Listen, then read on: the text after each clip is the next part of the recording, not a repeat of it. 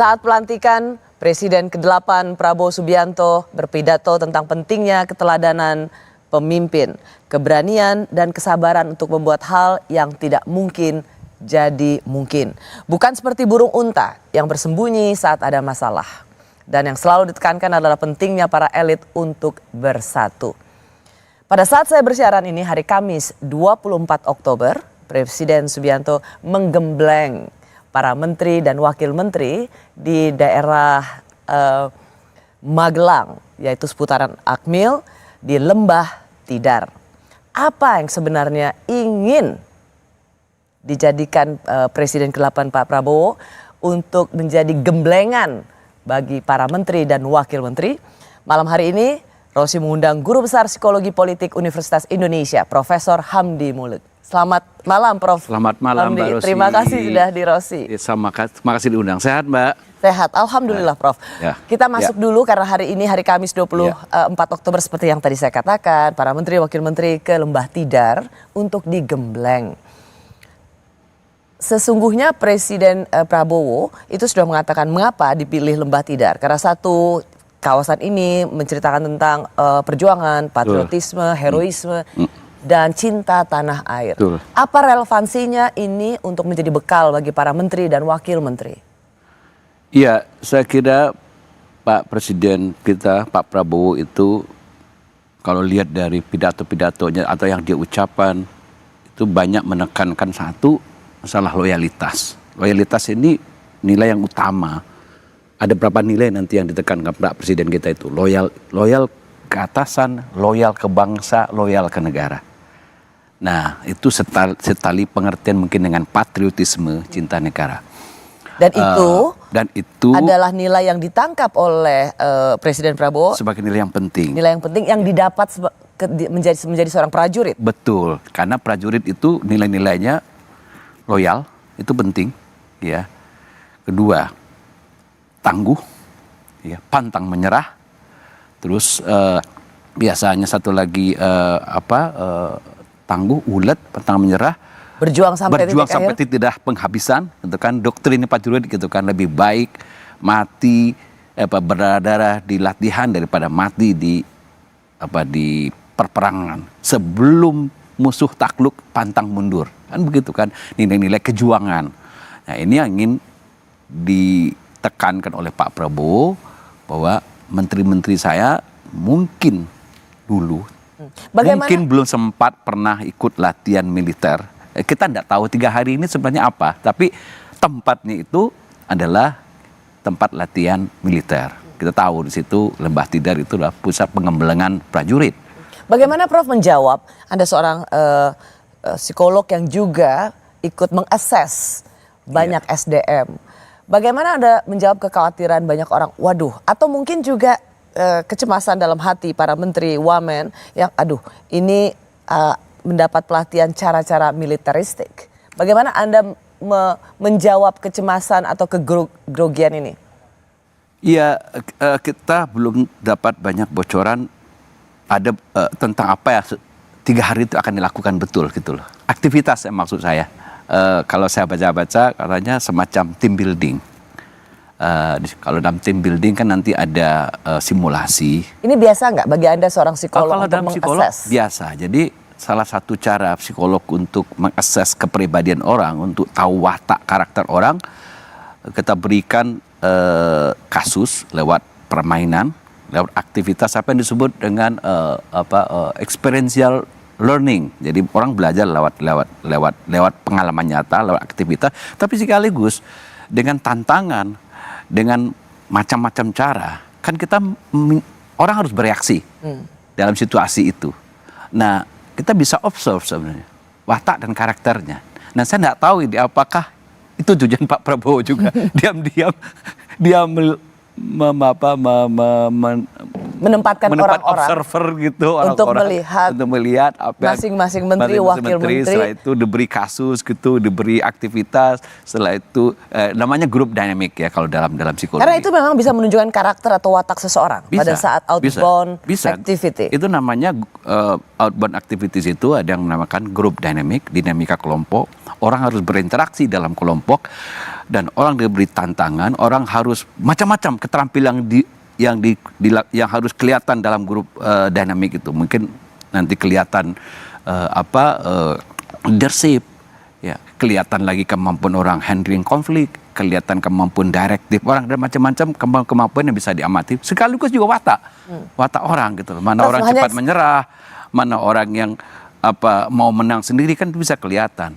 Nah, saya tidak tahu ini 3 hari ini menunya apa sih sebenarnya. Gitu. Hanya saja memang ini yang pertama selama sejarah Republik Indonesia. Ya, baru pertama. Biasanya kan tidak ada, bahkan pembekalan yang seperti Hambalang kemarin kan juga yang pertama seingat saya. Karena selama ini selalu orang berasumsi menteri itu adalah primus inter pares, ya, yang dipilih orang-orang yang cakep di bidangnya, seperti pengertian Zaken kabinet itu orang-orang yang sudah teruji. Ya sudah, nggak usah lah dikasih pembekalan misalnya begitu ya. Nanti cukup pembekalan itu arahan ketika rapat kabinet paripurna misalnya. Tapi kan tradisi ini oleh Pak Prabowo diubah kan. Kita udah lihat kemarin ada pembekalan di Hambalang gitu, mendatangkan beberapa pakar gitu, ya, orang disuruh Jadi bukan apapun. Jadi setiap metode pembekalan seorang presiden kepada menteri, apa yang dilakukan oleh Prabowo ini adalah pertama kali sepanjang sejarah. Betul. Saya hanya membayangkan begini, Prof, bahwa 6 bulan kabinet akan dievaluasi dan rasanya jarang kalau dalam 5 tahun itu tidak ada reshuffle. Betul. Kalau pelatihan ini dianggap sebagai sesuatu yang sangat berat dan assessment yang cukup pertama dulu rumit, itu mungkin yang mereshuffle atau pengganti akan lebih beruntung kan, jadi nggak usah harus ke Magelang atau siapapun yang menggantikan tetap harus ke Akmil, harus tetap ke Lembah Tidar. Saya tidak tahu ya, maksudnya kan itu Pak Presiden sendiri yang tahu persis apa yang dia ingin ketika membawa orang ke Lembah Tidar ini. Tapi apakah ini semacam reminding again gitu loh, mengingatkan kita dan tidak hanya menteri kita semua bahwa bangsa ini dibangun, dipertahankan dengan semangat kejuangan. Itu kan doktrin militer begitu. Semangat kejuangan itu bermula dari Lembah Tidar. Mungkin selama ini kita sudah mulai melupakan nilai-nilai itu, mungkin ya. Dan sekarang saatnya reminding, mengingatkan kembali bahwa nilai-nilai ini penting. Dan kita mulai dari menteri misalnya. Tadi yang baru saya katakan, bangsa ini bangsa yang wataknya adalah patronase. Jadi dia melihat ke atas. Jadi kalau kepalanya busuk, bawah juga busuk kan gitu. Itu yang juga diucapkan di depan MPR pada saat pelantikan. Mengatakan, menteri kalian hati-hati, kalian orang yang saya pilih orang terbaik, kalian harus menjadi eksemplar gitu kalau dalam bahasa leadership itu, eksemplar yang penting dan kalian akan menjadi sorotan.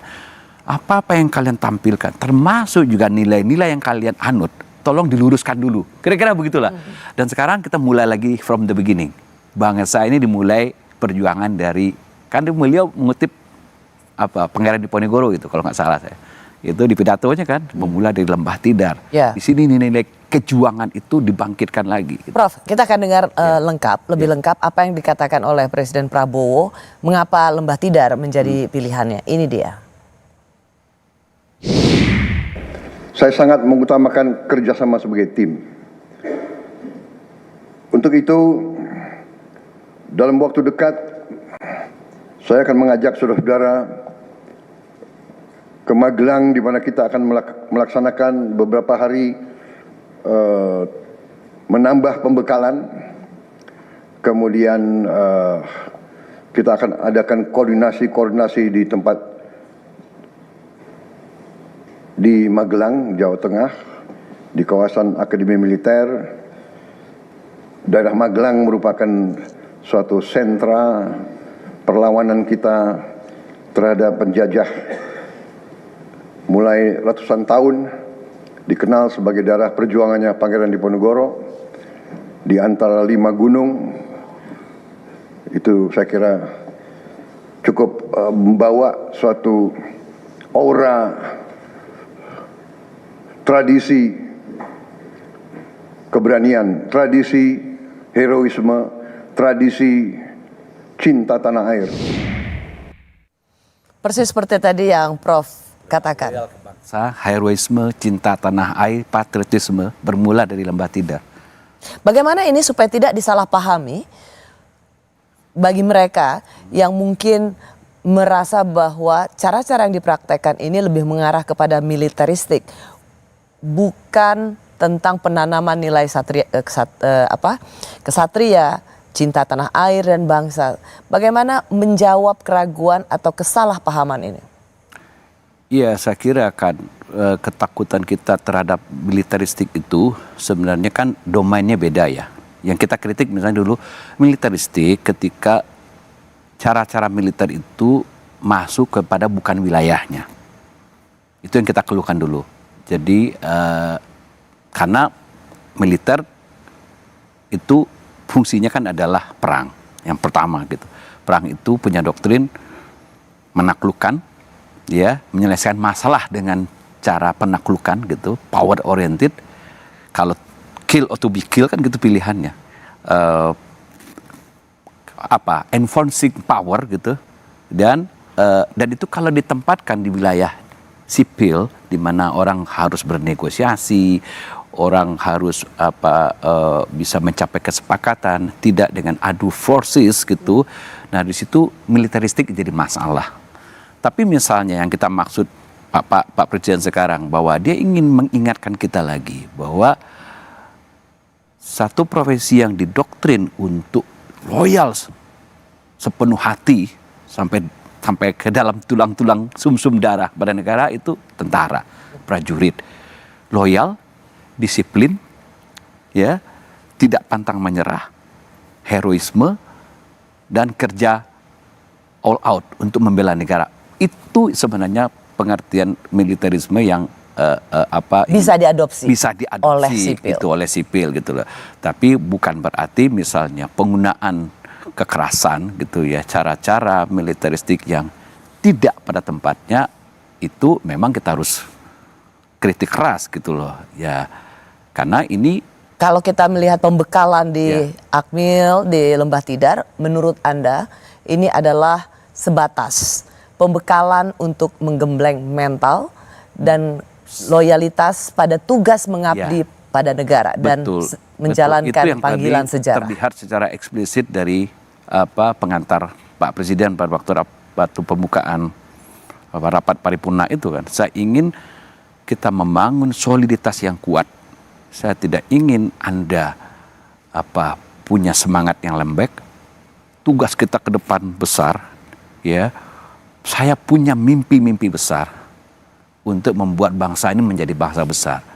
Dan saya perlu orang-orang yang tangguh, kan kira-kira itu pesan yang ingin disampaikan. Menarik yang dikatakan oleh Prof. Hamdi Muluk, kita tidak tahu bahwa Presiden Prabowo menempatkan orang-orang di sana selama 3 hari ini. Dalam mereka yang tinggal di tenda, outbound activities, itu ada yang mengobserv atau memperhatikan satu persatu bila memang memungkinkan. Dan seperti tadi Prof. Hamdi Muluk katakan, sebagai seorang psikolog, ketika sudah berada dalam kebersamaan di alam, maka akan kelihatan watak aslinya. Biasanya ada aktivitas yang bisa memancing itu keluar nanti. Dibikin konflik, dibikin aktivitas gitu. Yang itu namanya group dynamic itu. Saya nggak tahu, saya tidak tahu persis. Persisnya apa nanti yang terjadi di situ. Kami kembali sesaat lagi.